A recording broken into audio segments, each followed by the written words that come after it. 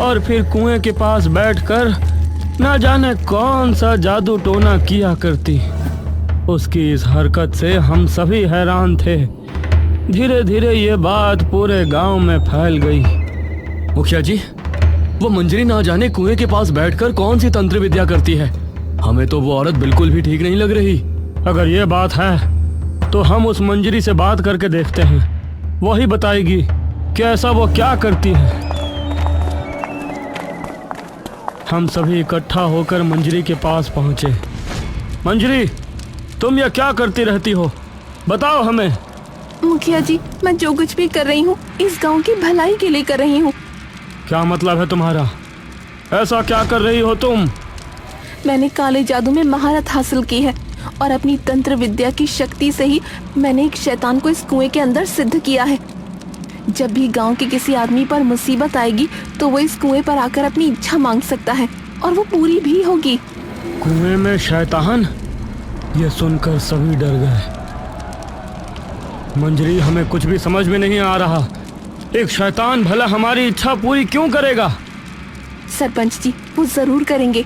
उनसे इच्छा पूरी करवाने की एक छोटी सी विधि है। हमें सबसे पहले किसी भी इंसान की एक चीज लेनी है, उसके बाद काले लिबास में हाथ में लालटेन लिए इस कुएं पर आना है। फिर हमें अपनी इच्छा मांगनी है। उसके बाद जो चीज हम लेकर आए हैं उसे इस कुएं में डाल देना है और उसके बाद वो जलता हुआ लालटेन भी कुएं में फेंक देना है। उसके बाद अंधेरे में ही यहाँ से चले जाना है। ऐसा करने के बाद कुछ ही दिनों में जिस इंसान की चीज हमने इस कुएं में फेंकी थी, शैतान उसे इस कुएं में खींच लेगा और हमारी इच्छा पूरी हो जाएगी। ये सुनकर हम सभी की हैरानी का कोई ठिकाना नहीं था। यह क्या मतलब, हम अपनी इच्छा पूरी करने के लिए किसी की जान का सौदा करें? सरपंच जी, जिस इंसान ने हमें नुकसान पहुंचाया हो, हम उसको खत्म करने के लिए इसका इस्तेमाल कर सकते हैं। ऐसा करने से हमारा बदला भी पूरा हो जाएगा और फिर हमारी ख्वाहिश भी पूरी हो जाएगी। उसकी बात सुनकर मुझे ये ठीक नहीं लगा।